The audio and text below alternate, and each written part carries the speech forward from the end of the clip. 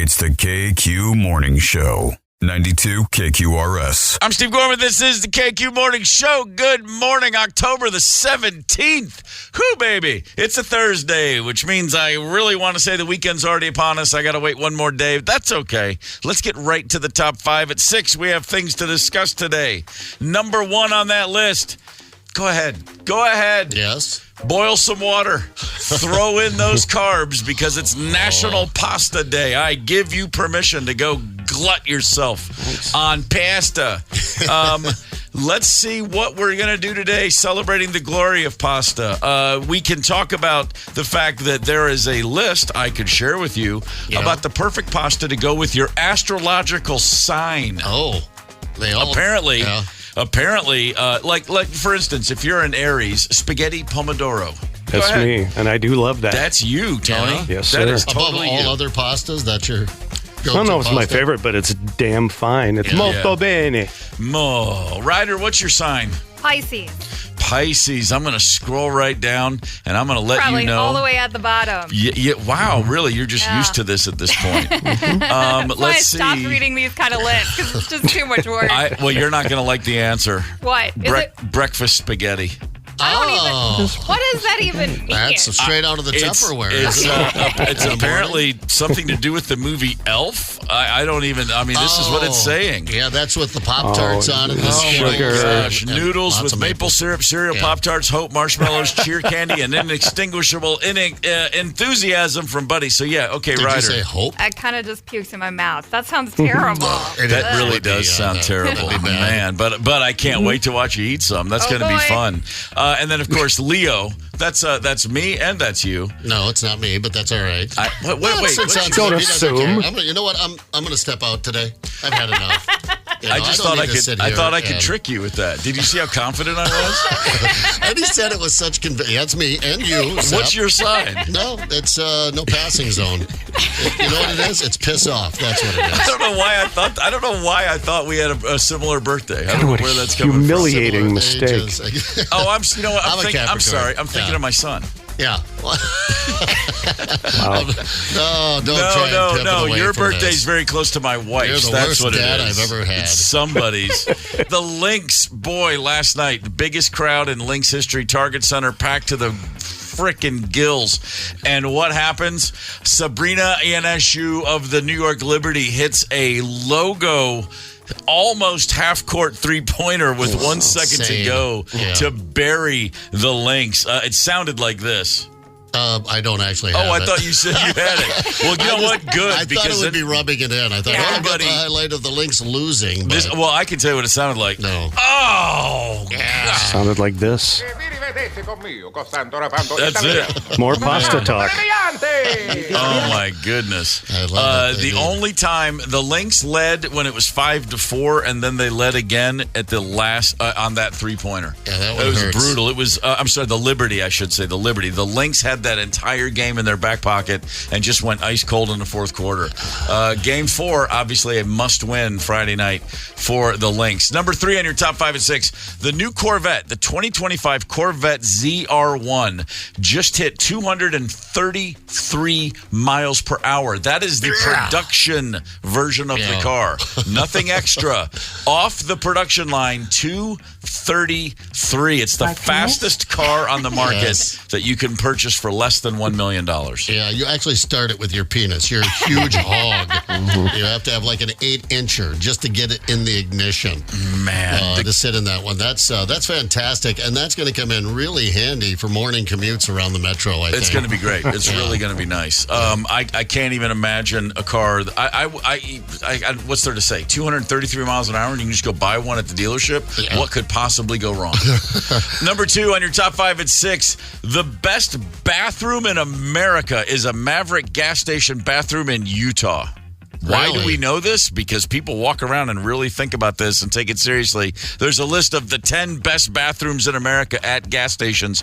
Utah with the win. Congratulations, Maverick Gas in Utah. I like a good public clean bathroom. You talked about one down there on when you're road tripping, Steve. I have been really probably very intoxicated in some public bathrooms in my life, and not once did I ever end up with poo on the walls. But yet I ran into that in a road trip up to North. It was one of our public rest stops there. Our state paid for ones, and I walked in. It's on the walls. Yeah, How in God's name? If you can think of it, it's been done before. What have you? I like that. And what have you and whatnot. Hey, good morning quickly to Hudson, Wisconsin. Yeah. Hey, Hudson. I know. Glad to have you with us. Haven't been over on a Sunday to buy beer in a while. No, but I hear that used to be just glorious. It was. You just truck out a little further. You get your fireworks, pick up the beer on the way back because you want it to be as cold as possible, of course. We still love you, Hudson. Glad to have you with us. Number 1 on your top 5 at 6, a gentleman in Britain. He's 78 years old. He died. Sad. Aw. But then he donated his body to science. Oh, and then they discovered he had 3 penises. Did I say 3? Yes, I did. 3. Uno, dos, tres. Wow. I was really hoping his last name was Dix, D-I-X, but it's not. No, this man had what is called the second ever recorded case of triphalia. That's when a man has not 1, not 2, but 3 units below the belt. Literally means triple penis. My penis? Yeah, I think how much trouble one got me into. Here's the thing. One of those was your normal, what you'd expect, Big Jim down there with the twins. 2 of them were actually internal, and the doctor said he probably never even knew that he had that. What a waste. It's possible there could be more UTIs who could be susceptible to those. Probably suffered from erectile dysfunction. There's a good chance none of his 3 worked because when you have, 3 cooks in the kitchen, sometimes you don't end up with a good meal. An unhappy fella. Yeah, no. Well, that ruins the shocker joke. Man, that's just That's there's true really on the inside. There's just nothing really to say other than and you think you got it hard. And you think you got it bad. You never you did. Got it rough. Ladies and gentlemen. No, it could always be worse. Man, I just wanted to have a good solid 8 inches, but only on 1 penis. I didn't want 2.5, 3 times. Spread out. Son of a gun. Unbearable. Hey, it's Thursday, October the 17th. On Friday, November the 15th, Golden Smog is playing at First Avenue. We want to get a caller on the horn right now to play a quick game to see about winning some tickets. We just need 1 caller. 651-989-ROCK is the number. Golden Smog, a Minneapolis alt-rock supergroup that put themselves together in the 90s. Ended up making a few records that are all fantastic, top to bottom.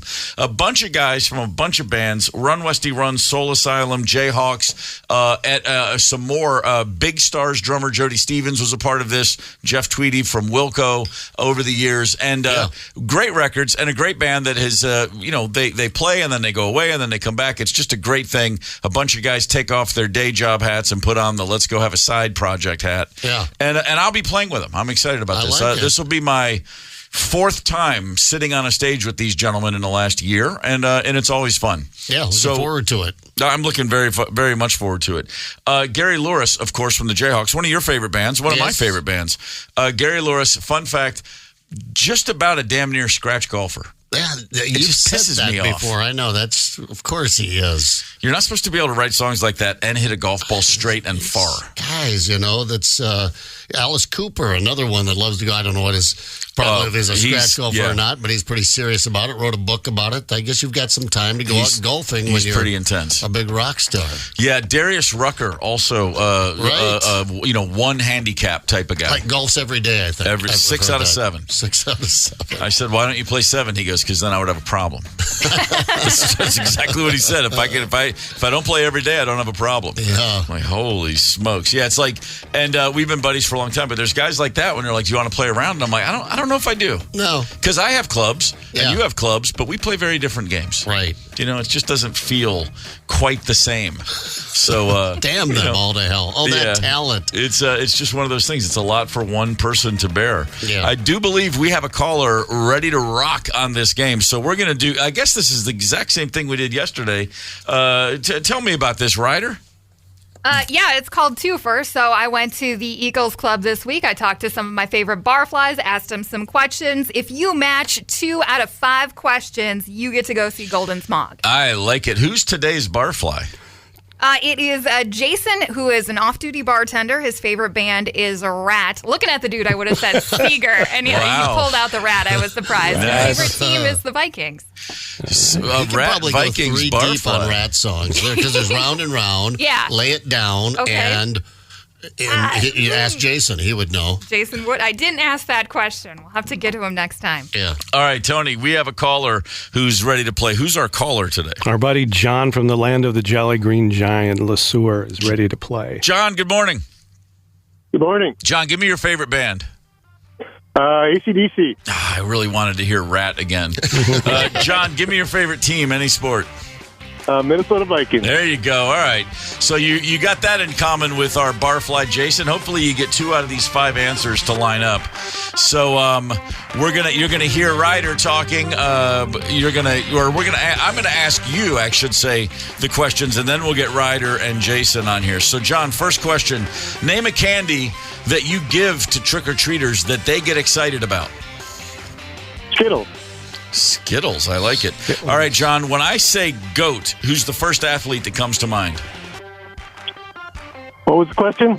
If I say the word GOAT, who's the first athlete that comes to mind? GOAT, greatest of all time. Joe Montana. I like it. All right, finish the phrase. Rock and roll blank. Never forgives. Never forget. Fair enough, man. That's a deep one. Yeah, that's a cruel bitch, that rock and roll. I wrote a whole book about that. All right, John, during which month should you give your snowblower a tune-up? October. Finally, at what age are kids old enough that you can kick them out of the house?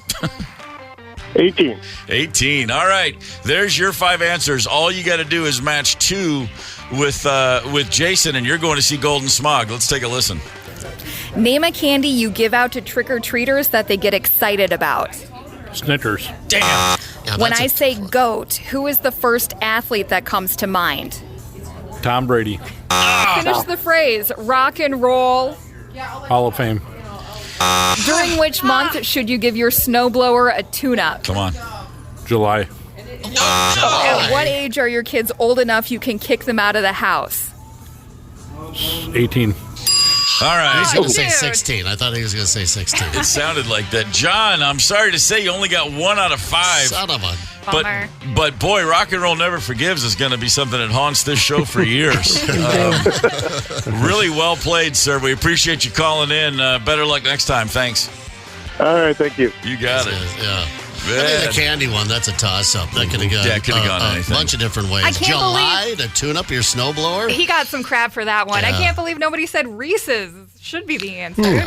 You would think. Yeah. There again could go a lot of different directions. Almond Joy if you're a dad, because the kids don't like those and we get to eat them all. I know that mine give me the almond joys I'll take every that year. one. I'll take that I would have one. gone I'll with take that one. Hoochie Coo after Rock and Me Roll. too. That's my first thought. Ain't Noise Pollution. I thought because he was an AC/DC fan. I thought we were going to get Rock and Roll Ain't Noise There you go. Pollution. I thought we There were going to you get rock and roll all night and party every day. That's another good one. You could, instead, we got Rock and Roll Never Forgives. You judgmental. I mean, no, I'm not. I mean, No, it's it's tough just- to be on there answering these rapid fire this early in the morning. Never forgives. Wow. But the July with the, Jason's the kind of guy that probably keeps his snowblower in the living room. He's right there next to the snowmobile and the motorcycle. And Damn the torpedoes. The We're on treadmill. a highway to hell with this guy. It's time for a look back. On this day in 1943, check this story out about Ryder's Detroit Lions. They lost a game to the Chicago Cardinals 7-0. They gained a total of minus 53 rushing yards. They did not attempt one pass. They came into the game with 0 yards rushing and left less than that. Wow, sounds like 53 yards below 0. That's like- a cold offensive performance. one of those Bible Academy schools out there, not the Catholic schools. Yeah. They can ball, right? But some of those No. Bible Academy schools. Sure. You'd go out there and you're like, it's football. You know that, right? Yeah. I played against a Christian academy in high school, and the cheerleaders wore full-length skirts. That's a true story. That same team, the 1943 Lions, final game of the season against the New York Giants, the last ever 0-0 tie in NFL history. Oh, jeez. On this day in 1989, a 6.9 magnitude earthquake rocked Northern California. Why does that matter? Because it was at the beginning it was just before, I should say, the first pitch of Game 3 of the Bay World Series. A's at San Francisco. Me and everybody else I knew was watching Al Michaels and McCarver, Tim McCarver, doing the pregame, and it sounded like this all of a sudden. And he fails to get Dave Parker at second base, so the Oakland A's take. I'll tell you what, we're having an earth. I tell you what, we're having an earth. They went away for about a full minute, and then when they came back on the air, you could only, I remember watching it. The screen went away, the video went away, the sound went away, and then about a minute later, it slowly comes back, and you could just see pure pandemonium at Candlestick Park. Yeah. A 6.9 earthquake is not subtle. That's a lot of earthquake. 67 people were killed in this earthquake. Injuries, over 3,700 people hospitalized. This was a bad one. And then, of course, the whole World Series was delayed 10 games. Who won that World Series? Who cares? I don't even remember. I know the Oakland A's do, but only because I had to look it up and remind myself. This is when they came back on. There it is. I don't know if we're on the air. We are in commercial, I guess. Yes, we hear you. I guess I don't hear a thing. I guess Dave Parker. Complete confusion. I don't know if we're on the air or not, and I'm not sure I care at the moment, but we are. Well, folks, that's the greatest open in the history of television, bar none. Yes, it certainly did. We're still here. There was a very famous, of all the damage in the Bay Area, there was the 880 spoke of the interstate with the collapsed elevated place that collapsed. And about, this was October, and about 5 months later, my first time ever in San Francisco, and drove right, saw that exact stretch of highway from a surface street, and just still, it was so fresh, and I don't know if I need to be around any earthquake zones. That's terrifying. It's the KQ Morning Show, 92 KQRS. You're listening to the KQ Morning Show. Steve, Zep, Tony, and Ryder on 92 KQRS. I'm Steve Gorman. This is the KQ Morning Show. Good Thursday morning. It is October the 17th. Very glad to be with you. Dating disasters. Let's just get right to it. Have you ever had an incredibly embarrassing moment or a disastrous date or moment on a date? 651-989-ROCK is the KQ talk and text line. Talk or text. You can also go to our Facebook page, KQRS Facebook page. What's the most embarrassing thing that happened while you were on a date? We've already got what might be a winner. We might just already have to close down the competition. Okay. Kay on the page says, I passed out at the St. Croix Valley Riders chili feed in the porta potty. Oh, Yes. Okay, that is lovely. Having been to one of those chili feeds, I understand the passing out part, but you gotta get out. You gotta see it coming. You gotta push that door open. Even if you've already dropped trow, even if the jeans are down by the ankles, get out of the porta potty. I hope it was Friday night, Saturday night. Yeah, I'm just saying. Yeah. One more Chili. Ooh, man. Evan is working. He's neck and neck with Kay on this one. On a date, tried to sneak a fart in, ended up having to change my pants. Wow. A lot of common ones. I spilled food on myself. I spilled a drink. I tripped and I fell. You see a lot of that. And I know at the moment, those can be horrific. You're on a date with somebody, especially if it's early days, first, second, third date. You're still trying to make sense of, is this going anywhere? You're probably, how often do you think back? How much were we overthinking every little thing? Is that a sign? Is this a signal? Are we connecting? Is that a red flag? Is that a green flag? Is there no flag? Your subconscious on dates is just raging at times. Yeah. And so, a trip or a fall or a stumble can just be debilitating to when you're already in such a headspace. That said, I threw up on a date once. Yeah. Yes. On the date or during the date? No, on the actual date. No, much like on her. Much like Flounder, I flew up on Dean Wormer, except it wasn't Dean Wormer. It was a lovely young gal, and we were having a really wonderful time. And I just topped off a couple of cocktails and a few beers with some red wine late, which was a real bad decision. Yeah. And I let her know it was coming. She did get out. It was only on her leg, not and she was wearing jeans. Mm-hmm. But and I mean, literally just looked at her, and I was drunk, but I was not that drunk, and I was like, this is probably a really bad way to end this. And she was like, it's terrible. Yeah. Went along. She stood up and walked right out of the front room. Gone. I mean, she left. I was dropping off a date, and she leaned over and threw up like in the alley, and then she came back in the car and went, I guess no good night kiss. Oh, no. Uh-huh. I've got a Mentos. We can do this. Yeah. We can do this. Gargle here and with this Where beer. there is a will, there is a way, my dear. I got puked on at First Avenue on a first date because we went out to dinner, and I drink old fashions, and she thought she'd try and keep up with me. The professional drinker in the old fashions. And we were sitting there, and I know she was leaning against me at First Ave, and there's a Lucinda Williams show, and I'm like, yeah, this is working. Yeah. And then, it got real warm and wet. All down the front of my, and then she puked in my new truck on the way home. Twice. That's the more unforgivable part. And then said, I was going to invite you in tonight. I'm like, what makes you think I'm not coming in? I have puked in the back alley behind the Uptown Bar. That was not on a date, though. I did puke on a date one time. It was after the night of, though. So, like, all the fun stuff happened, and then he just wanted to hang out the whole day, and I'm like, man, I'm real hungover. I got to go home. But he wanted to take me to all of his favorite places. And then I just threw up, like, right in the middle of the sidewalk. This was like 12 years ago, and that dude still married me. Oh, sure he did. It wasn't really a date, but I had a hookup kind of deal, and we were trucking back to my place in a cab, and apparently she had sushi for dinner because there's a lot of rice in that cab when we got there. There you go. There you go. Then you go from a hookup to a cleanup. Now we've got to get you cleaned up and get you comfortable. There's going to be an awkward thing in the morning where you look at me and I go, it's no big deal. It's a tough line. The alcohol helps bring down your inhibitions, but is it your inhibitions to clean up someone's truck? Because that's really all that's happening. 651-989-ROCK, the talk and text line. Tony, who we got on the horn? Lori from Waconia had herself a bad date. Lori, good morning.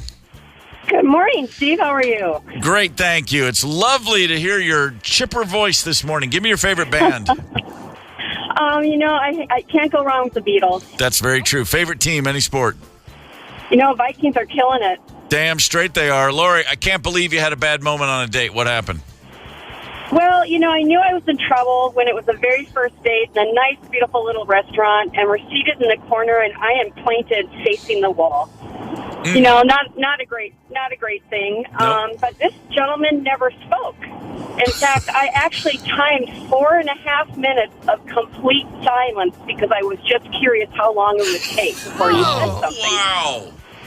He was it gets worse. It gets even better. Sure. So I wasn't finishing my entire plate, and he asked, if I was done, and I was going to share and provide him some and put some on his plate. But no, he just reached over and started eating off my plate, which kind of grossed me out. But the coup de grace was at the end of the meal. He said, you didn't finish your water.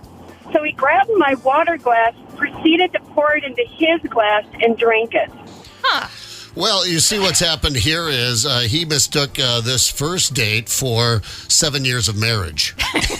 He went right to, I don't have to talk to you. You know that couple that you see they're eating and they're not talking to each other and then they're eating off each other's plates. Yeah, he just leapt right forward to the 7-year wall. He was so comfortable with you, Lori, he just advanced the whole relationship by close to a decade. I bet you're just easy to hang out with like that. That was actually a compliment. Shame on me for not taking a second date.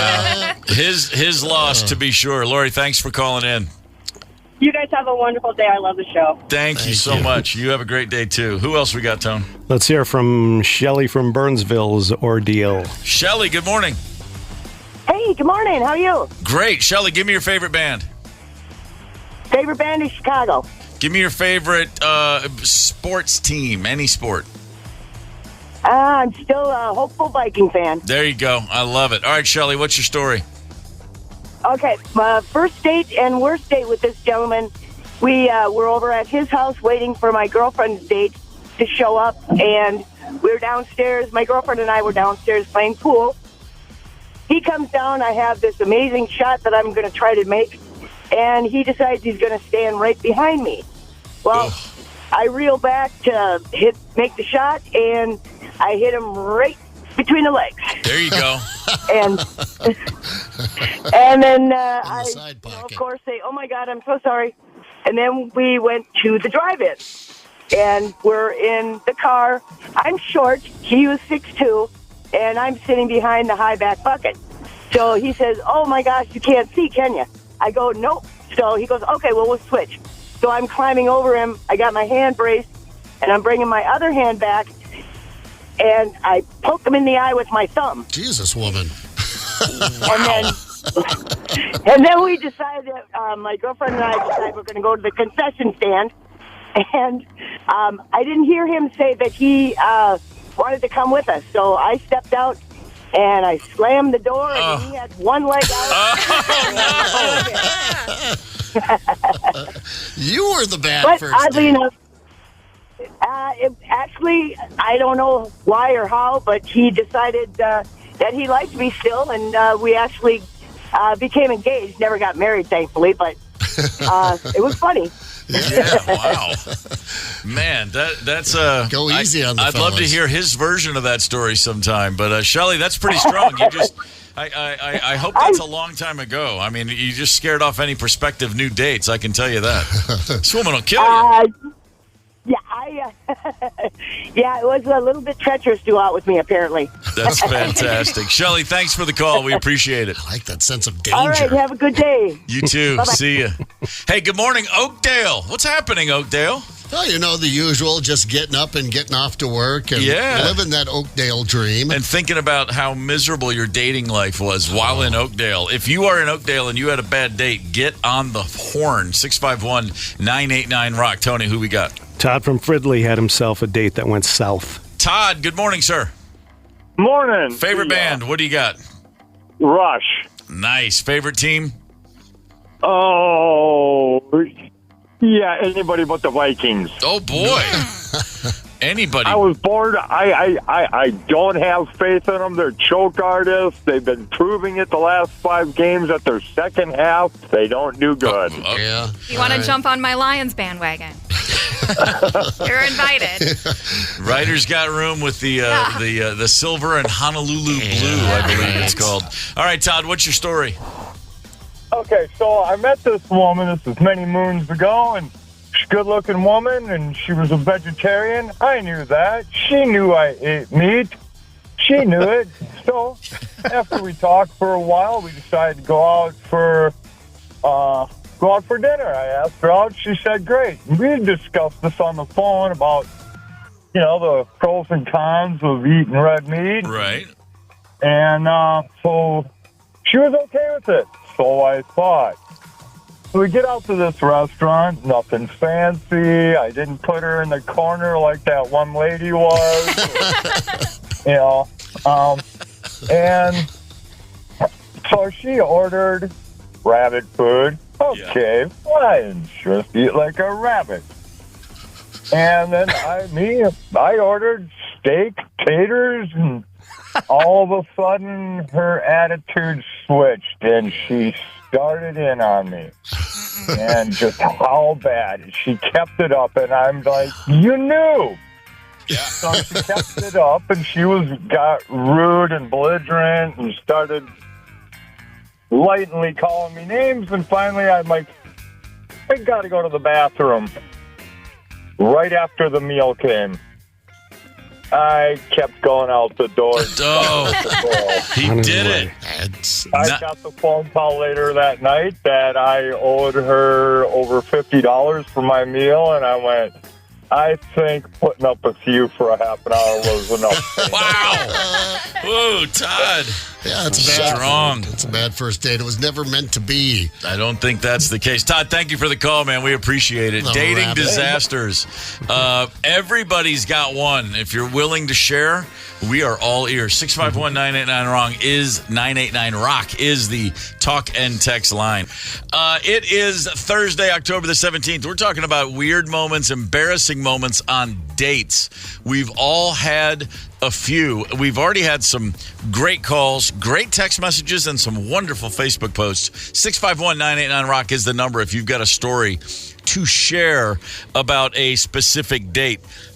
Zepp just told me one during the break. I'm going to ask you to repeat it. I love the idea of before the drinks are even delivered, the whole thing going sideways. Yeah, I just sat down there at the restaurant on a first date, and unbeknownst to me, she had just broken up with her boyfriend. And I think she mentioned something as we just sat down with her. I thought, well, that's awkward. Mm-hmm. We order our drinks. Before the drinks can come to us, she's now on the phone. He calls her cell phone. And she takes the call. And she looks at me and she goes, do you mind if I take this? And I said, no, go ahead. She takes it. Now she's crying.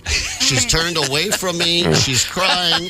So when the drinks arrive, now I'm the guy sitting there with the woman that looks like she's in distress calling a friend for help. Because you've made her cry. Yeah, so I just look at the server. I say, check, please. Slammed my old fashioned. Yeah. And then drove her. I said, let's call it a night. You seem a little emotional. It's a fresh breakup. Perhaps you're not ready to date. Take her back to her place. And with bloodshot eyes, sorrow still in her voice, she goes, would you like to come up to my place? No. I mean, the pig in me wanted to take advantage of the situation, but there's something about the crying thing. Just a real I did booty call after that date, but come on. Told her to maybe just go up and give yourself a little more time there. That is just spectacular. In between the order and the delivery of the drinks, it's over. Yeah, no, it didn't. Short date, cheap date. I've told the story before. I won't go into the whole thing where I had a date with a girl. She showed up to my place of work, a record store, and said, hey, so what time tonight? And I had no idea who she was. I had set something up the night before, and I had to tiptoe my way through that like, okay, hold on. Last night I was out late. It was at a bar. I must have asked her out. I mean, I had no clue. If she had walked up and said, have we ever met? I would have said no. I mean, it was that bad. But far worse than that, I had a night at a bar watching a friend's band play that was like a bad 70s sitcom, or it's an oft-repeated trope in old TV shows or movies where somebody, Mrs. Doubtfire, where you're at dinner with two different people and you're acting differently, you're running from table to table. My friend's band was playing, they had a record release party, and I told two different girls, hey, I'm going to be at this thing, come out, and they both showed up. That's and then awesome. they both showed up to be with me at that event. Yeah. And I'm like, I'm 10 minutes in with one, and then I see coming through the front door, I'm like, oh, no. Weird. And then I truly... You got to intercept her, right? With first thing. You got to get there. Hey, what's going on? Hey, well, get a place, the far bar, there's some space there. And I kid you not, I went back and forth between, there was two bars in this establishment, and I did probably... It felt like an hour. It was probably 12 minutes of backing and forthing. Bravo. And at some point, I looked up, and they were both gone. Yep. Because neither one of them was dumb. But I thought I might pull this off. I might have a night with two girls, and they'll never know the other one's there. I don't know what happened. It's a little trickier after bar close. Yeah, I don't know what. I did see both of them separately later, and it was never discussed. No. It's like, you were like a superhero for a minute there. I felt like it was going to work, but I could just imagine like Greg Brady being in that situation. It was just a bad TV show happening. But I can remember the way they were positioned, and it would have been so easy to be like, hey, hang on a second, I'm going to go say hey to someone, and then they just watch me walk across the bar, and for the second time, I'm saying hey to the same girl. Yeah. I'm like, hey, I'm out of here. They both gone.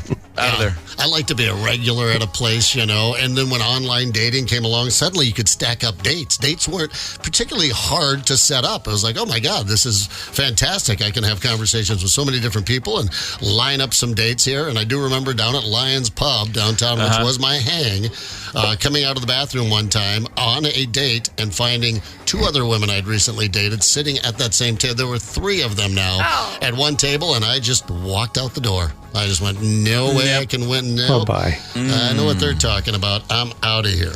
Here's a text that just came in. He says, or she, I don't know. Please, no names. Back in the 80s, I was on a date. I'd been up for 2 full days thanks to a certain white substance. We were at a high-end restaurant. I remember her talking. Then I remember people asking if I was okay. I had passed out into my spaghetti. Full face of spaghetti, and she had left the building. Sure she did. Yes, she did. That's a good one right there. I like that. I'll tell you, one of my favorite things about dating was asking women about their worst date. Because I think women win this one. More worst dates have probably occurred as a result of men's boneheaded behavior. But a friend of mine, we were on a date actually, and then it evolved into a friendship. But on that date, what's your worst date? And she said, yeah, here I am, a Minneapolis gal, born and raised here, lived here my entire life. I thought, a Wisconsin farmer. That sounds nice. Okay. So I go out and I look up, there's a guy, he's a Wisconsin farmer. I thought, this is fantastic. And didn't get to know him very well. We decided to date. He drives into town. We go to a restaurant, and he's 41 and lives with his brother. She goes, oh, small red flag. Okay, lives with your brother, but, maybe it's out of necessity. I'm not quite sure what the story is there, but then I told him I love to scuba dive, and he goes, what? What's that? Scuba diving, where you put on the tank and the snore, and the thing, the breathing apparatus. And he's like, what? He had no idea what scuba diving was, and she thought, okay, maybe a little slow. And as they're leaving the restaurant, he said, well, I'd like you to meet my brother.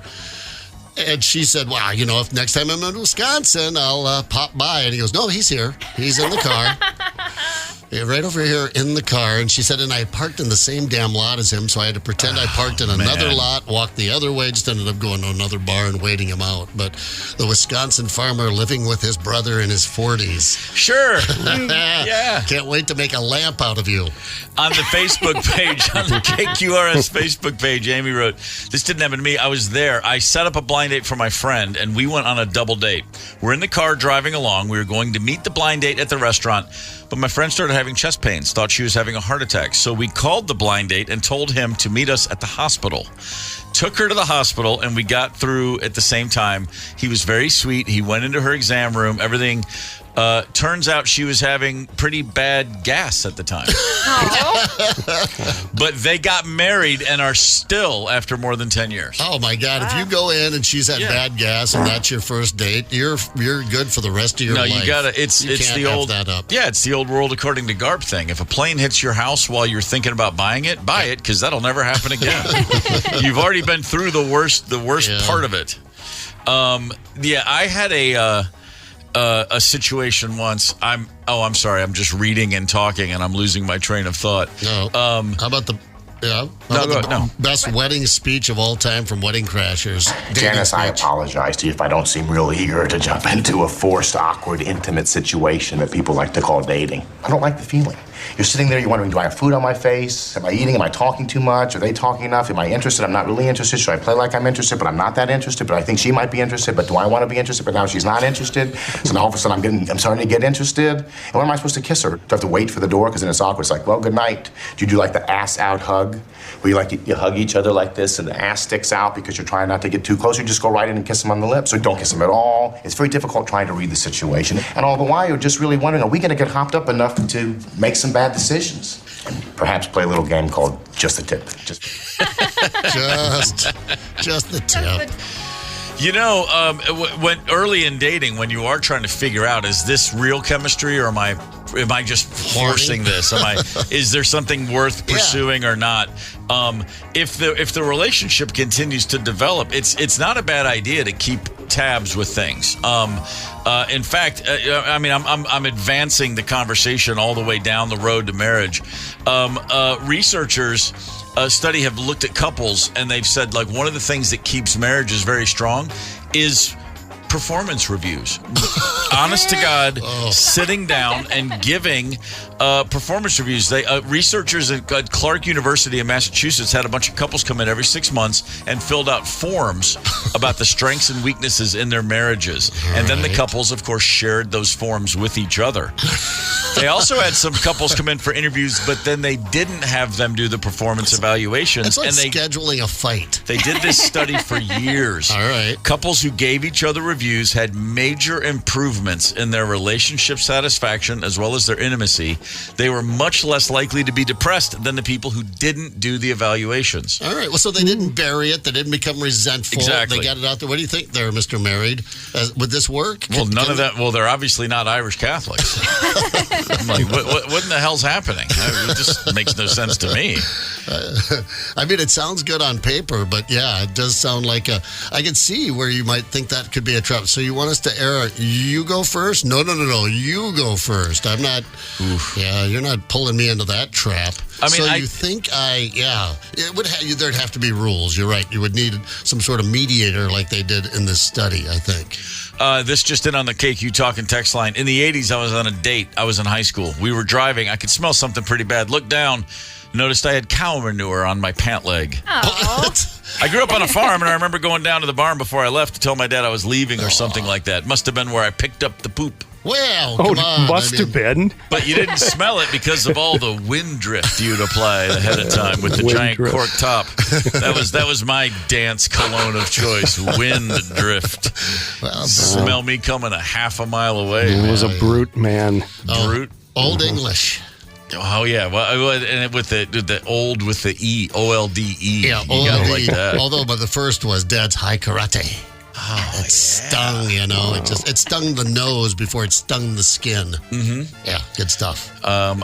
You ever been on a date and you didn't realize you were on a date until it was too late? Like you think you're just hanging out, chatting, and all this, and then you just feel it. There's a song I heard a song last year and it made me think of this. It was a song called "Irish Goodbye" by an artist, and she said, and the line was something like, "And she knew he was lost in her eyes, so she knew she would have to make an Irish goodbye." Like you recognize, like, oh, I thought I was just being funny and we were shooting this. We're just you think this is turning into something? I got to get the hell out of here. Yeah, I absolutely had that happen on a couple of occasions where I'm just misinterpreting. I just think it's banter.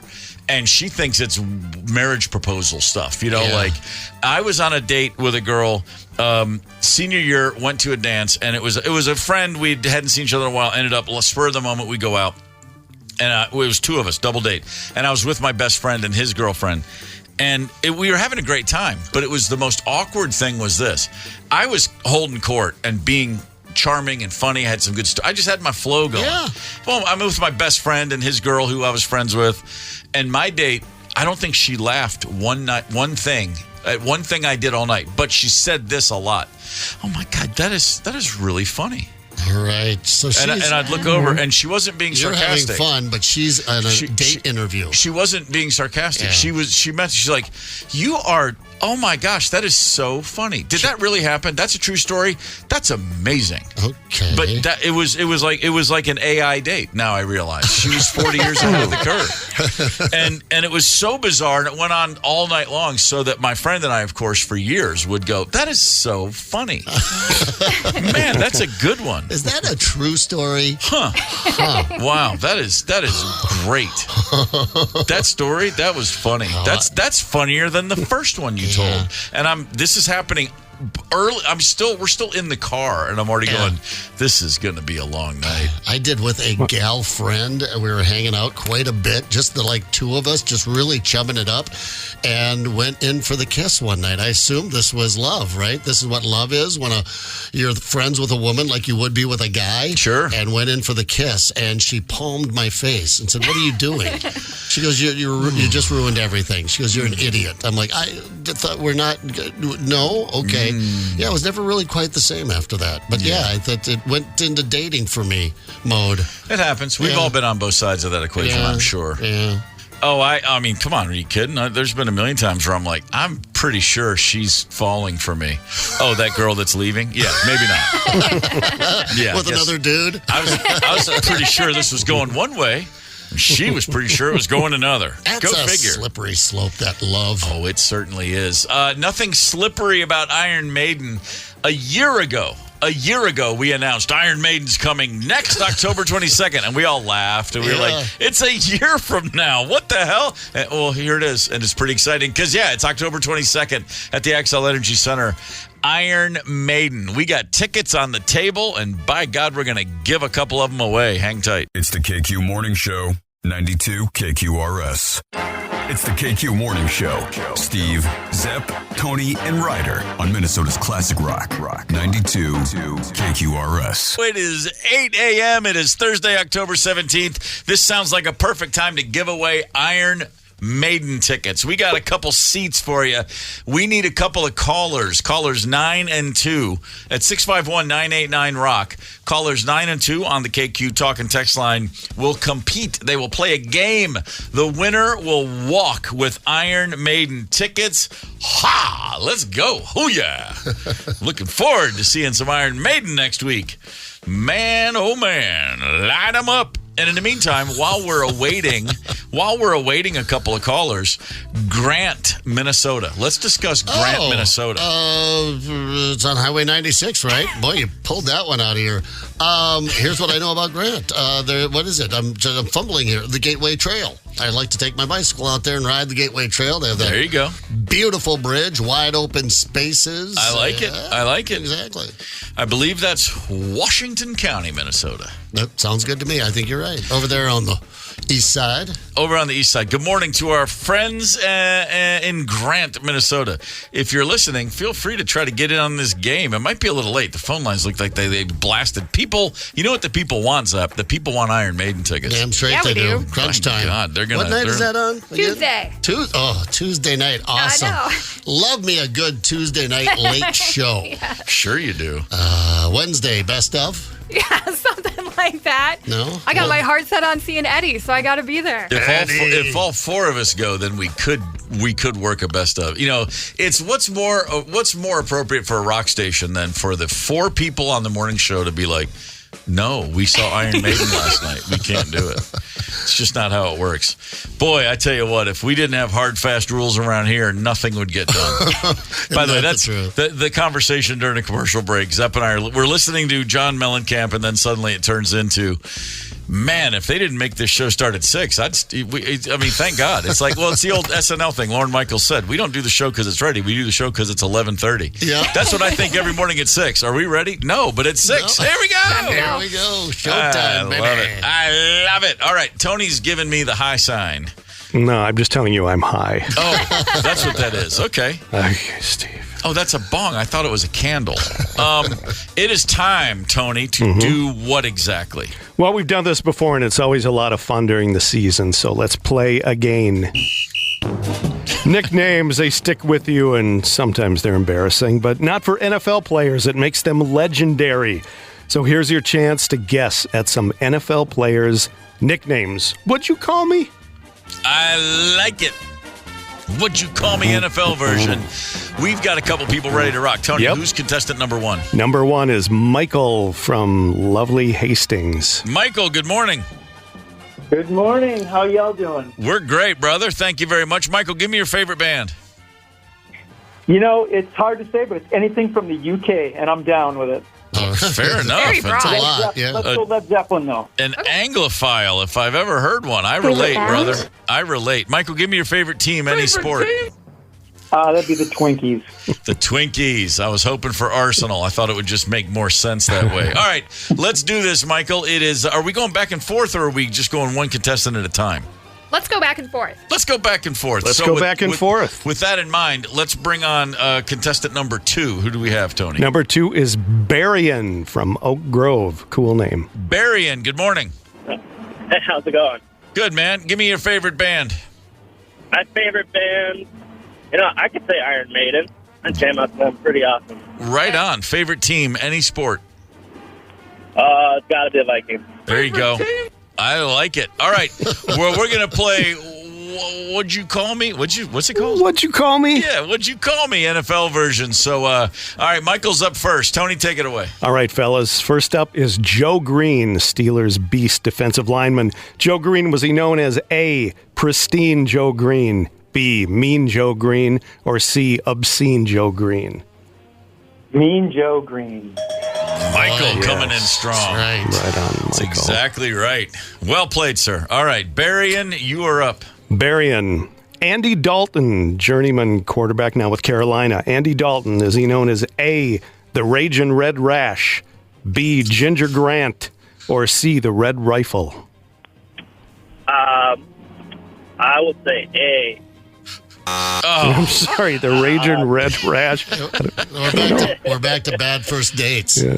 Oh, man. Red Might have some locker room That's all problems. I'll think of him now. Who's he with now? He's Carolina. Carolina, That's right. He's yeah. the Raging Red Rash around these parts.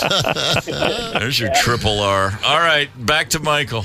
Michael, Rob Gronkowski, New England tight end, had a cup of coffee with Tampa Bay. Is Rob Gronkowski known as A, Gronk, B, Bobby G Spot, or C, Robapalooza?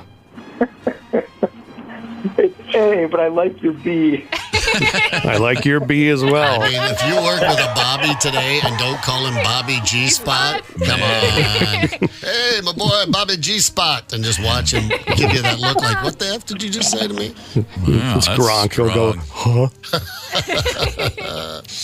Gronk just pawned. All right, Berrien, let's go. Berrien, our Minnesota Vikings defensive line of the 60s and 70s era, were they known as A, Bruise Crews, B, Purple People Eaters, or C, Laceration Nation? This one is very easy. It is B, the Purple People Eater. Yes, it is very easy. Did you say Booze Cruise? That was the one on Minnetonka, wasn't it? Oh, I thought that was the Coos Cruise. Yeah, it was. Oh, I'm sorry. Did I say that out loud? All the above. Hey, by the way, real quick, that was on Lake Minnetonka. Yeah. And Rosemary and I went out like a month ago or a month and a half ago and rented this little electric boat on basically a floating golf cart. Yeah. And we were on Lake Minnetonka, and it was beautiful. It was, staggering. Yeah. And in the middle of it, I went, oh, my God, this is where that Vikings cruise happened. I didn't even live here then. Not even close. But I was like, this is where that happened. All right. All right, Michael, round 3. Michael, Sean Merriman, was he known as A, Lights Out, B, Night Night Time, or C, Noodles? I'm going to go with A. Yes, Sean Lights Out Merriman. National Pasta Day. Man, Noodles. Noodles. I had a drum tech for years named Noodles. Yeah? That's appropriate, I think. Why was he called Noodles? Very curly hair. Oh. And someone called him Noodles, and it stuck. Yeah. And I may have told this story. We were at a gig in Germany, and a guy walked into the production office with a package, and he said, I have a delivery for hair noodles. I was like, hair noodles? And, of course, the fact that it was the right, hair. He's right on both He was counts. saying hair, H-E-R-R, but, of course, it was. And for the rest of his stint, he was known as hair noodles. Yes. All right, Barry, in round 3. Berrien, Troy Polamalu, safety with the Steelers and Head & Shoulders spokesperson. Troy Polamalu, was he known as A, the Samoan Headhunter, B, the Samoa Constrictor, or C, Tootsie? I'm going to go with A. Yeah, he was. Best ever played the position. Oh, yeah. Wow, strong words. Oh. There is a highlight reel of him. They don't repeat any plays. It's just one. Are you effing kidding me? Play after another. Yeah. It's 45 minutes long. He was insane. Yeah. Fantastic. All right. How many per contestant are we going to have here, Tone? We have 4 more left, so all right, let's 2 go. apiece.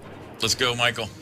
Michael, next up is Bill Parcells, 2-time Super Bowl champion, former coach, player, and executive. Bill Parcells, was he known as A, chicken and a biscuit, B, big tuna, or C, whale ass? I'm going to go with B. Oh, yeah? Okay. However. Yeah, big tuna. However. In that context, all 3 would I could buy. I've never thought about big tuna until right now. I'm like, yeah, really? What the hell are we doing calling that guy big tuna? All right. Berrien, you're up. Berrien, the late O.J. Simpson, Buffalo running back, newsmaker. O.J., was he known as A, stabby, B,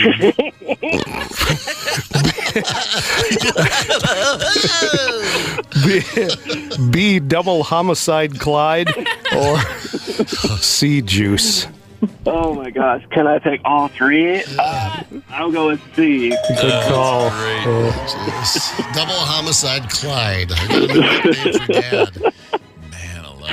There was a bar out east years ago that was called Stabbies. I remember I took a picture of it, sent it to my buddy, and said, "I just ran into Simpson." Oh my god, that was a good Simpsons moment with the mafia guys. I'm feeling stabby. He's getting ready to go cut somebody. All right, Michael, here we go. Michael, Ahmad Gardner, defensive back for the Jets. Is he known as A, Sauce Gardner, B, Dip Gardner, or C, Goop Gardner? Could you repeat this for me one more time, please? Sure. Ahmad Gardner, known as A, Sauce Gardner, B, Dip Gardner, or C, Goop Gardner? A, Sauce. Yes, Sauce Gardner. I've never known that man's first name. Neither did I. I was surprised. It never even occurred to me Sauce was a nickname. It's just such a, it's just there. All right, Barry, and last one. Berrien, Ed Jones, Dallas Cowboy defensive lineman back in the day. Okay. Ed Jones, was he known as A, too tall, B, too scoops, or C, too sensitive? I'm going to go with A, too tall. Yes, he was. Scoops, that got me.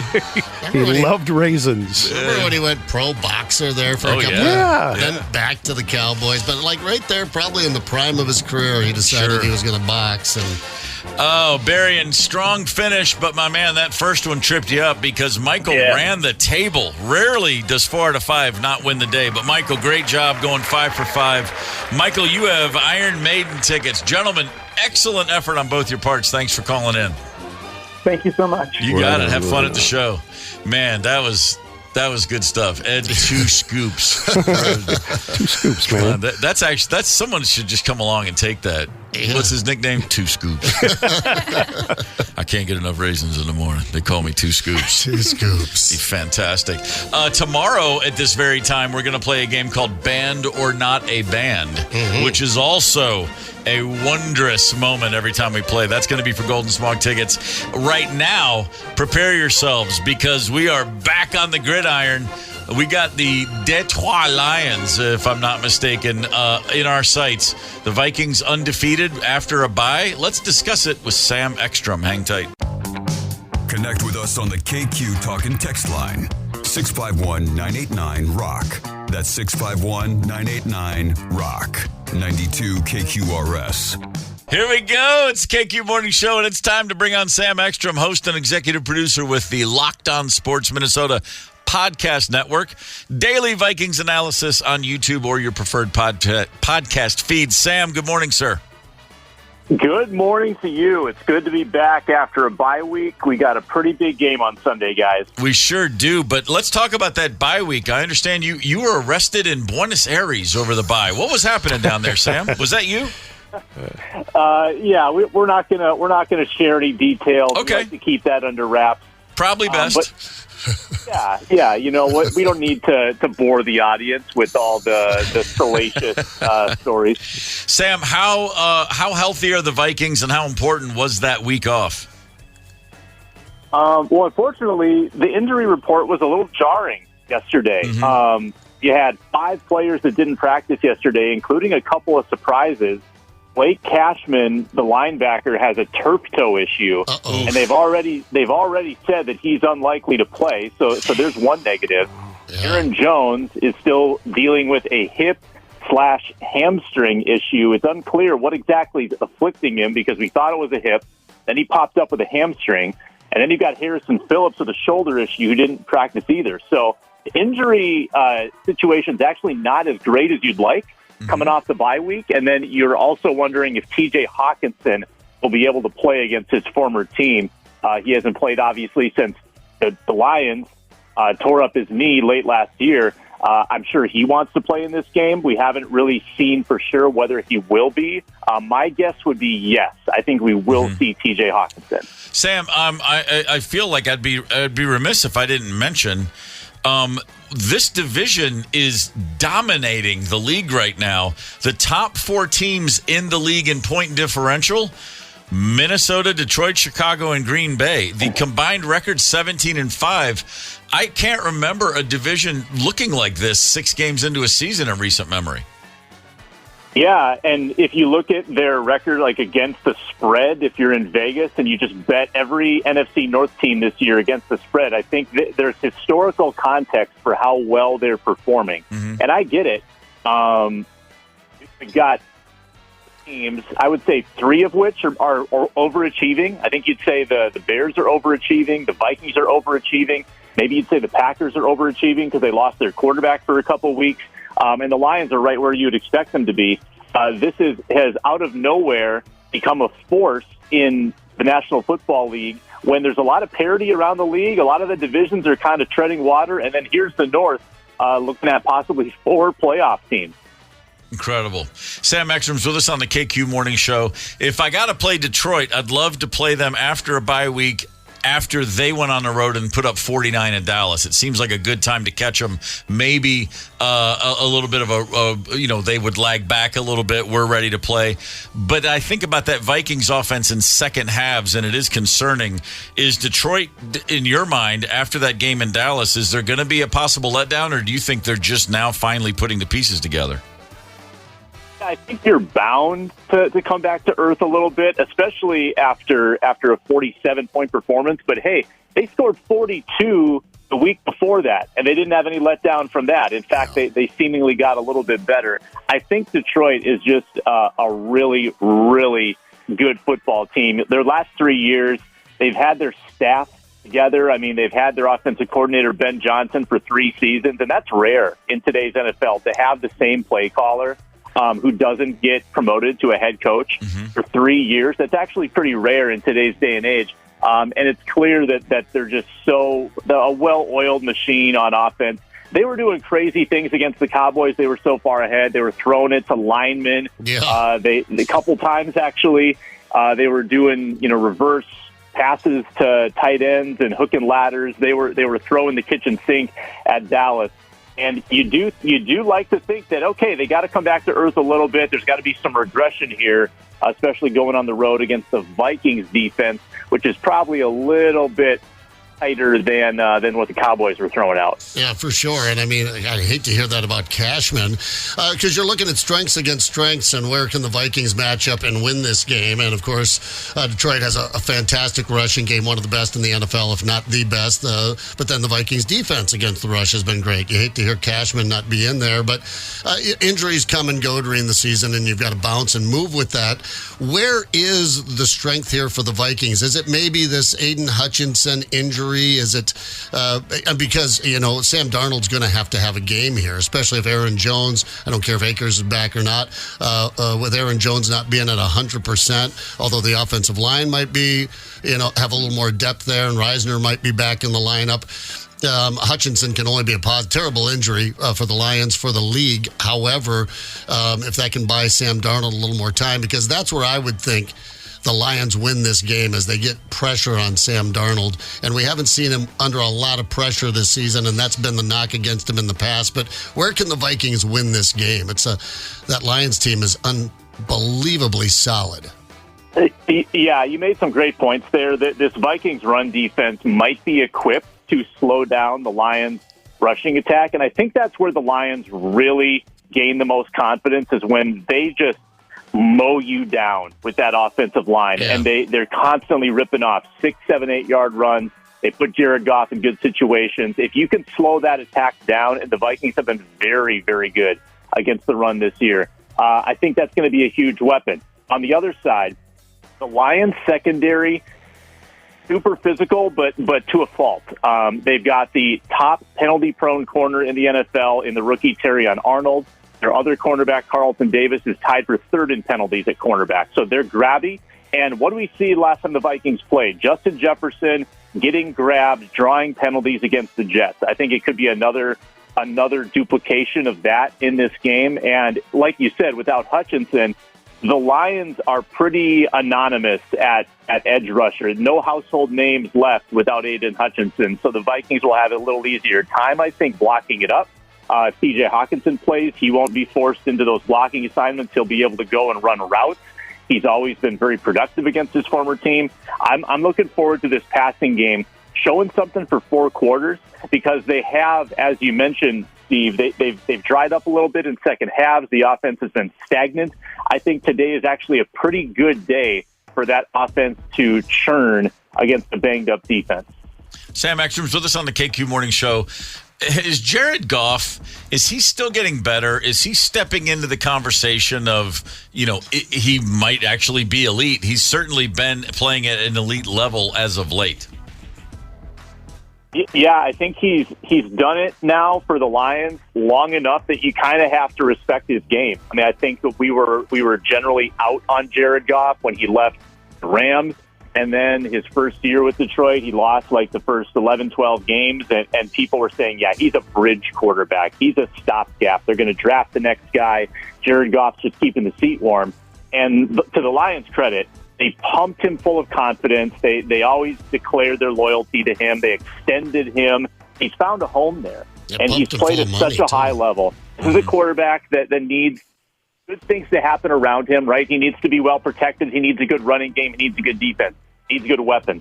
Detroit has given him everything he needs to succeed. I think that's kind of the case with Sam Darnold, too, is that you just need to have infrastructure around you.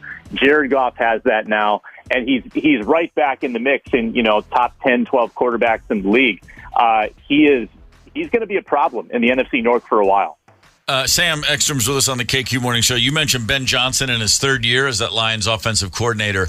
I love the idea that you've got Ben Johnson and then our defensive coordinator, Brian Flores. They're this week for both men. They're not sleeping. They're not eating. There's more than anybody else. I think those are the two guys preparing to go head-to-head against each other. Yeah. That's the story of the game to me. I just love the idea that those two guys get to square off against each other. The Vikings defense so far, man, it's better than advertised, isn't it? They're still fooling people every game, it seems. Offenses have no idea what's coming their way. Offenses have basically been non-existent in the first half against this Vikings defense. It's like they take 2 or 3 quarters just to get some semblance of orientation, because the Vikings are just spinning them around in circles and they're getting dizzy and they can't get their footing. Like the first half totals against the Vikings defense, I think are 3, 7, 0, 3, and 7. I think I got that right. It's been crazy, and a couple of those touchdowns that opponents have scored were because of short fields or turnovers. The defense has barely allowed anything in first halves because teams just don't know how to figure them out until halftime. So if they can do the same thing against Ben Johnson, props to them. Brian Flores said this week he's going to fight fire with fire. So I would expect to see some exotic stuff. Yeah. 2 weeks to plan for this. I like the Vikings coaching staff off a bye to show some new, unique concepts. So and just think globally, guys. Campbell and Ben Johnson versus KOC and Flores, these might be 2 of the best coaching tandems in the NFL. Yeah, boy, it's going to be loud, man. That's going to be exciting. I almost forgot to ask, what are your thoughts about Cam Akers? He seemed like he was a good fit last year till the injury. Was it kind of a neutral bit of news you heard, or were you glad to get him back? What just when you heard they signed him again, first gut reaction? Yeah, I felt like they were going to add a running back, and I had been eyeing up maybe some bigger fish in the pond. I thought Travis Etienne might be available from Jacksonville, and Kwesi Adolfo-Mensah did what he does. He found a need that needed to be addressed, and he sort of found not the flashiest way to address it, but a way to address it. And Cam Akers is very familiar with the offense, and Kevin O'Connell values that in the guys that he brings in. I thought he ran really hard when he was with the Vikings for those 6 games last year and then got hurt. He offers you something in the passing game. I haven't figured out yet if this is insurance for Aaron Jones or if it's because they don't trust Ty Chandler as their backup. Now, Chandler's had a really weird season where he had 1 great game and 4 really bad ones. and he was not good against the Jets when called into a starter's role. So this might just be kind of a depth add, trying to bring in someone else in case Aaron Jones does go down for a long period of time. I like the move, and they gave up almost nothing to get him, like a 6th and 7th round pick swap 2 years from now. That's basically free, so there's really no cost attached to this trade. Sam Ekstrom's with us. I don't mean to look ahead because this is by far the biggest game of the season up till now with Detroit coming to town. But you get past this game, you've got some AFC South dogs, around the corner. But first things first is a Thursday night game in L.A. Let me ask you about the second half of this game. If the Vikings are in cruise control, let's say they have a good lead. Let's say it's all going their way. Do they start to pull people out? How do you prepare for a Thursday night game on Sunday? Does it depend on the game situation, or is that silly of me to even ask? Is it finish this game, then look ahead? Because those short weeks, that's a lot of havoc. Yeah, especially going on the road for it. There's a couple different ways to think about this. Number one is that you need to beat Detroit. Like, you need to prioritize this game. If you had to choose which game you're going to spend more resources on, it's got to be this Detroit game. Because if you win, you've got a 2-game lead in the division, you lead the conference, you've got the tiebreaker in hand. If you lose, you're tied for the division lead, and you lose the tiebreaker, and you've got 2 other teams breathing down your neck. It's just a huge difference between winning and losing. So I think that the players that are playing, I think you play all 4 quarters. We've seen some leads, nearly slip for this Vikings team already this year. I think you play all the way to the finish. But there might be some strategic decision-making before the game with these injured guys that we talked about earlier. If you don't think that they can play 2 games in 5 days, well, you might hold them out for this Lions game, knowing that they will be able to play against the Rams, and you make some strategic moves in that sense. Because you don't think they can play twice in a week with their present injuries. So I think the guys that don't play Sunday, maybe they play Thursday. I think this is a turnover game, isn't it? I mean, these teams are so close. I think this comes down to turnovers, and I looked it up in the turnover ratio differential. They're both +6, right there in the top 10 in the NFL of teams that have been winning ball games by winning that turnover ratio thing. So I think this game comes down to who turns the ball over more. Maybe a special teams play. It very well could be. Vikings got to stop turning it over so much themselves, too. They've had multiple turnovers in 4 out of the 5 games. They've had some ill-timed fumbles, some ill-timed interceptions, and I keep waiting for it to bite them, and it hasn't because their defense takes it away so much. So one of those things, has to happen. You either got to take it away from Jared Goff a few times, or you just got to protect it really well, value the football, and play a turnover-free game. Sam Ekstrom, let's do it, brother. Give us your pick for the game. This is going to be an epic football game. 27-26. Vikes by a point.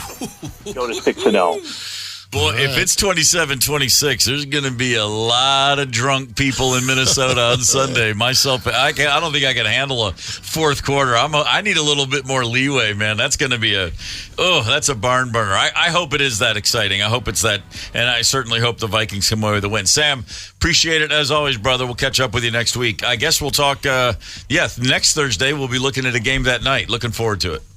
All right, a little game day preview. Thanks, guys. You got it. See ya. 27-26, man, people will be falling out of their seats if we're in the fourth quarter and it's that close. Yeah, they played some good teams this year, but this will be we'll find out. The one. This is when it matters. We'll find out Sunday. Well, division games are great when one of the teams sucks. I mean, division games are always what it's all about, and so when you've got a team like Detroit and a team like Minnesota right now, and in the same division with 2 other teams who are also, really good, it's crazy to think about how good all 4 of these teams are.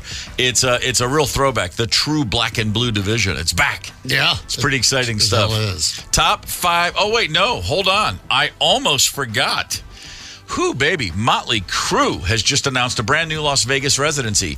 It is happening at Dolby Live at Park MGM next spring, and we would love to send you. 1 winner will score a trip for 2 to Las Vegas. That includes round-trip air, a 2-night stay at Park MGM, and 2 tickets to Motley Crue, the Las Vegas residency.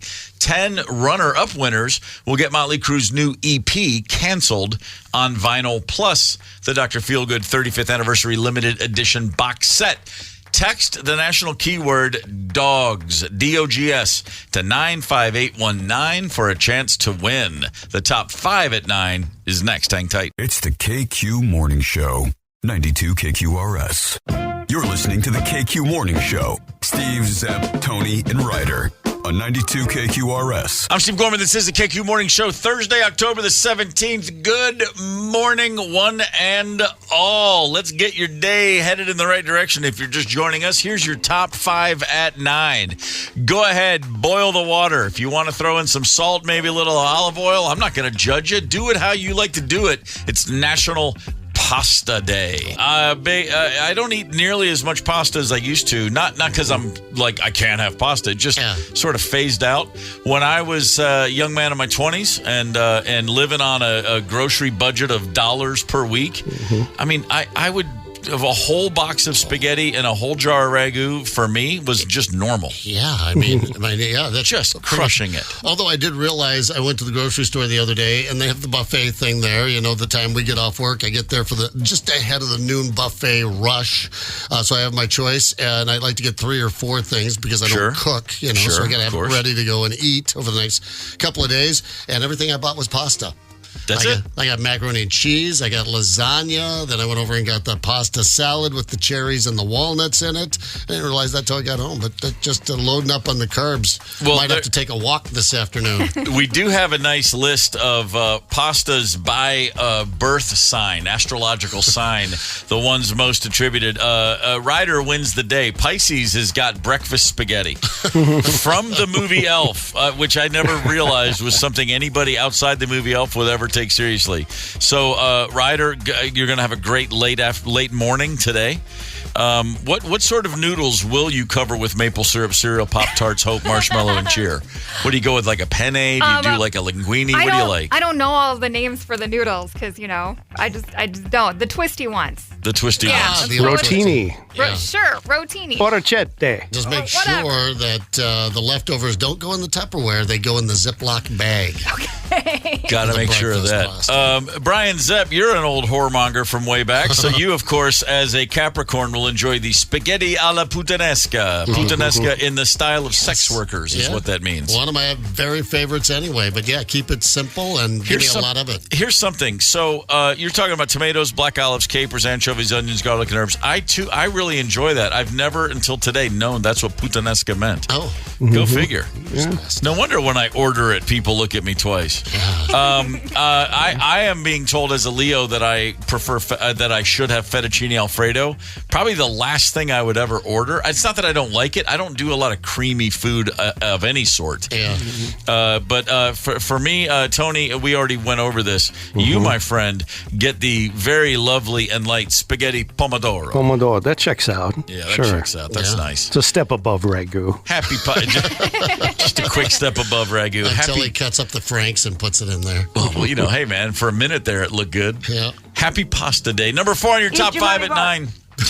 Number 4, the Minnesota Lynx. What a night at the Target Center. The biggest crowd ever in Lynx history. That place was jam-packed. They led throughout the game. They had the New York Liberty right where they wanted them.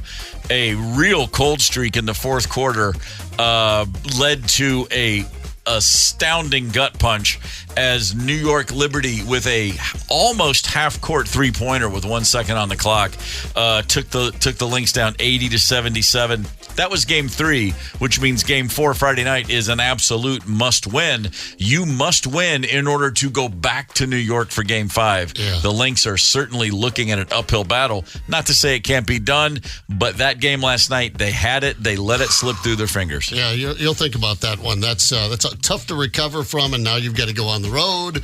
But if you're going to be a champion, this is how you do it. Yeah, but if they win, they will have definitely earned it in this series. No question about it.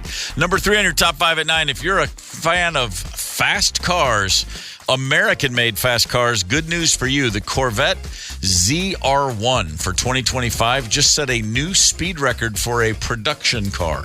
No bells and whistles, nothing extra, right off the line. And this car hit 233 miles per hour. My penis? Yes. That is yes. That is over 100 miles an hour faster than I've ever gone in a car or a vehicle on a highway. I have gone over 200 miles an hour in a Corvette that was a pace car at the Indianapolis 500. On the track? On the track. Yeah, awesome. Yeah, we did Carb Day, played a gig there, and then someone said, anybody want to take a couple laps in a pace car with a driver? And I said, sure. Yeah. And boy, did I regret that as soon as he punched that accelerator. All that pasta. Yeah. We hit over 200, but I mean, and he was driving this vehicle with one hand on the wheel and using his other hand to gesture as he spoke. And I was just sitting there, and I'm wearing a helmet. I got the seatbelt on. I'm looking at him like, would you please put your other hand on the steering wheel? You're pulling some G's. This thing has over 1,000 horsepower, over 800 pounds of torque. I cannot imagine. They use this thing to go rescue those astronauts up there at the space station. Man, no kidding. Just get a ramp and 233 miles per hour. Wow. Number 2 on your top 5 at 9. A Maverick gas station in Utah has won the title Best Restroom in America. The Cintas Corporation likes to look around. I mean, they've got a whole list here. There's one in Florence, Kentucky, Corydon, Indiana, Kansas City, Missouri, Green Bay, Wisconsin, Lambeau Field. One of the bathrooms there made the finals. I'm like, wait, that had to have been before the game. Yeah. There's a Natchez Trace State Park Visitor Center in Wildersville, Tennessee. Just a couple of eyebrow raisers to me. But as I said, number 1, best restroom in America, a gas station in Utah. Yeah, it's some lady that's in charge of the whole website that put the vote out there. I didn't hear about that vote. Now, that's a vote worth casting right there. But missed that one. Yeah. How clean can it be that people go out of their way to go to a specific gas station for the bathrooms? There's got to be something special there. They must have like a foot massager for when you sit down, you take your shoes off and stick your feet into some sort of tub with hot water that then grips your feet. I don't know. I can't imagine. A fragrance. One of those fragrance things that just every once in a while, it just automatically sprays it. I'm trying to think if there's ever been a situation in my day-to-day life where I'm out running errands and I realize, oh my gosh, I got to find a bathroom. And I think to myself, do I go to this one or that one? Yeah. I've never recognized the cleanliness of any bathrooms enough to put them in order of preference, really. I just find the closest one and just let the chips fall where they may. Yeah, not very picky, but I do like any of the, residual poo streaking to be inside the toilet bowl. That I can live with, but when it's on the walls or the tank, I don't know how that happens, what's going on in there, but then that's where I draw. I might walk out of that one. I've definitely seen restrooms where you walk in and you think to yourself, was there a Greco-Roman meet that was there a wrestling tournament? Right. Was there a wrestling tournament with diarrhea that just happened in here? Because you just think to yourself, what is the angle of attack on this? Right. How did that possibly happen? But anyway, hey, congrats, Maverick in Utah. Finally, number 1 on your top 5 at 9, Wyoming, Minnesota. First of all, good morning, Wyoming. Yeah. Just want to say hey to everybody getting up and getting their day started up in Wyoming. Just hanging out there by 35 on your way north. Fun fact, my former rock and roll combo, the Black Crowes, recorded a song in 1997 that was not released until years later, but most people never heard it. It's called Wyoming and Me. Wyoming and Me. And quite sincerely, one of my favorite songs that band ever did. Oh, man, I got to track it down. It's beautiful. It's fantastic. What album's it on? It's there was a record called The Lost Crows. Like, it was 2 albums we recorded but never released. All right. Scuttled along the way, and then we put them back out later in like 2006. It's on there. All right. But it's easily available online. Great tune. Wyoming and Me. Yeah, go figure. All right. Morning, Wyoming. Number 1 on your top 5 at 9.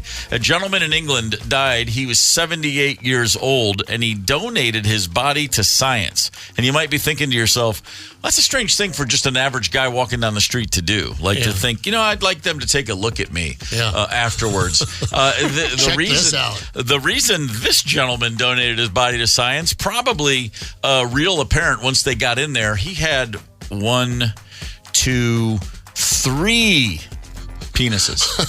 The tripod. My penis. What in the hell? 3. That you're just getting greedy. And then you add the legs, and it's a chinkopod. 3 penises. It's called triphalia. That literally translates to triple penis. Yeah. They only found out after he died, of course. I mean, he didn't write on the paperwork, yes, take my body for science, because they just thought one of them apparently was normal, but the other 2, here's the funny thing. Here's one thing. The other 2 were actually internal, so you couldn't see them. They were innies. They were innies. That's exactly right. And they also were not functional, so it's quite possible he never knew that he had an extra 2. Count them, 2 extra penises. Poor guy, but he had 3 Corvettes. Go figure. That would be one lucky son of a bitch, wouldn't it? Well, I mean, it's sad because if he didn't know, then he was never able to say, yes, I'm blessed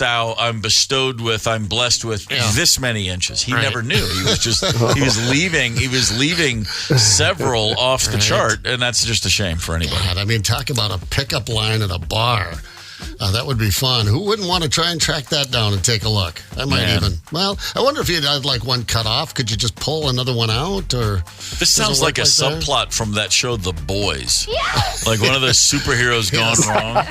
That's what it makes me think of. That is a superpower. 3 wieners. Man, that's 3 wieners. Of course, too many, and in some cases, 3 more than a man might need. Yeah, one got me into a lot of trouble. That's what I'm saying.